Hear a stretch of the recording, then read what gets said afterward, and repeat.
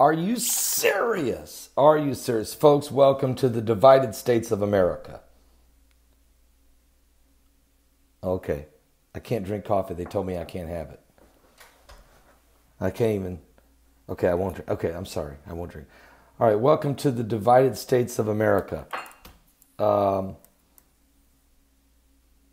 I've just been given permission. I can read this article. Okay. Welcome to the divided states of America. President Trump has backed down. He will give the State of the Union address after the shutdown ends. We got that solved anyway. When the State of the Union address will take place. We now know it will be after the shutdown is over. Problem is, we don't know when the shutdown will be over. President Donald Trump has backed down on his demands to give his State of the Union address from the House chamber, telling House Speaker Nancy Pelosi he'll give his speech once the government shutdown ends.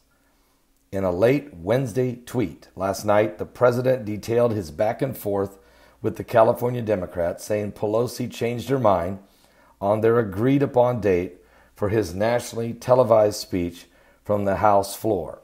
Trump conceded that no venue that can compete with the history, tradition, and the importance of the House chamber, and said he was not searching for an alternative venue in which to deliver his speech.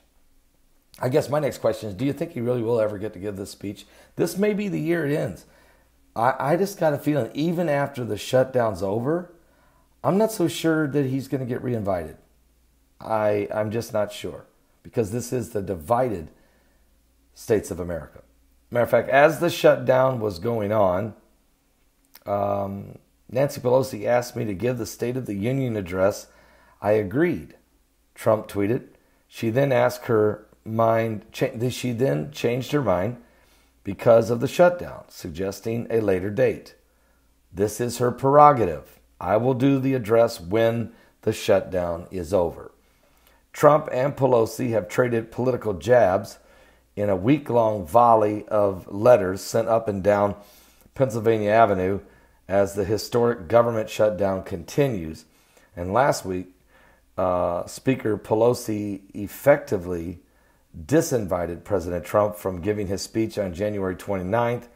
The president responded by canceling her foreign travel and committing to giving his address from the Capitol.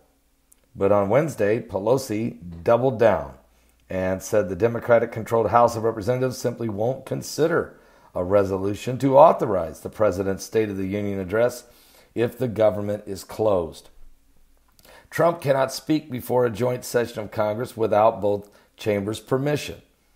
Pelosi told Trump Wednesday that she looks forward to welcoming you to the House on a mutually agreeable date for this address when the government has been opened.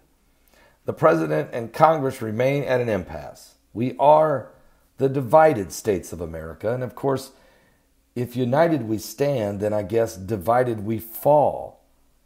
And at this moment, we are on the brink of that. We have a border that is porous and has been for about 30 years, while lawmakers have run up and down the halls with lobbyists holding hands.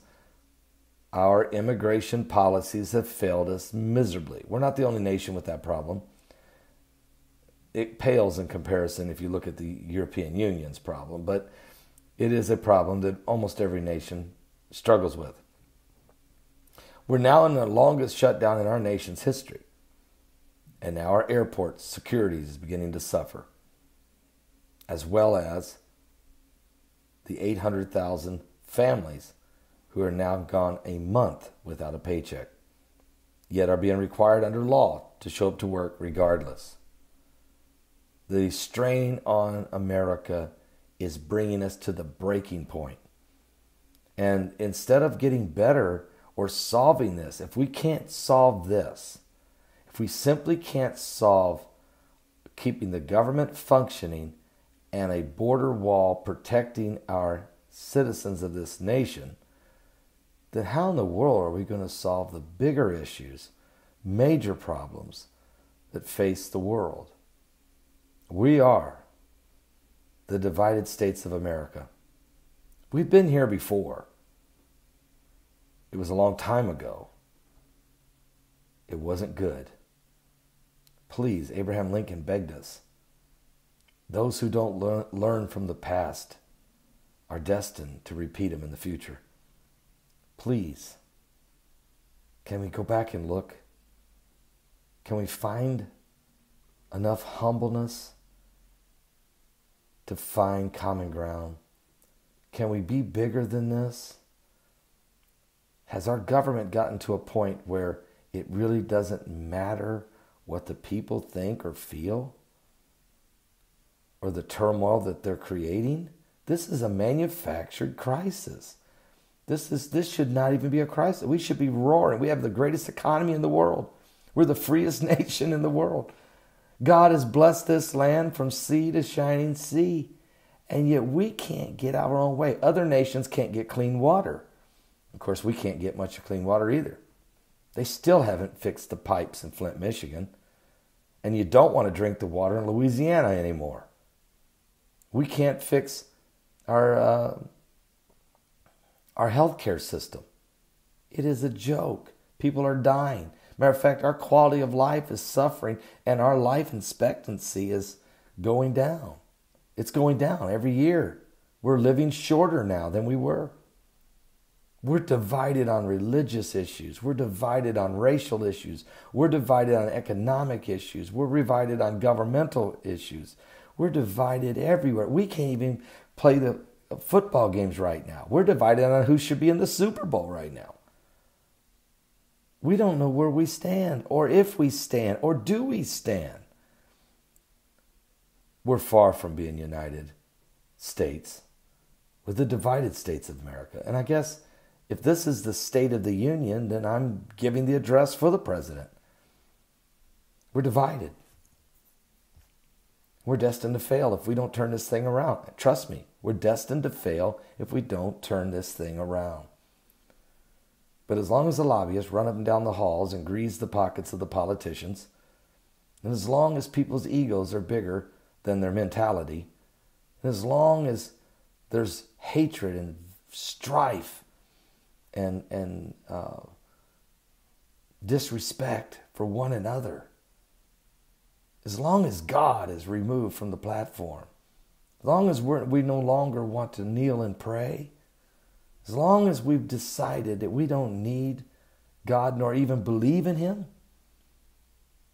then our destiny is bleak. You see that blood moon? Can I tell you something about what happened? That blood moon was a harbinger for America. I told you it was a harbinger. It was a warning. It wasn't. Listen, it was a harbinger for America and Israel and the world. And while that moon was big and bloody over Washington, an asteroid hit it, as if to say, God's not playing. Are you saved? Because you better put your faith in God. You better not trust in politicians or a political party. And at this point, maybe not even the governmental structure we have, because it seems to be falling apart. You better put your faith in God. You better put your faith in the Lord. And church, let me say this to the body of Christ. We got to stay united and not allow sin and Satan to divide us. We must remain united under Christ. Pray for America. Pray for the President of the United States, his family, the Vice President and his family. Pray for Speaker Nancy Pelosi and her family. Pray for every member of the House of Representatives. And pray for every member, every senator. Pray for every Supreme Court justice. Pray for all 50 governors. We got to pull this thing together.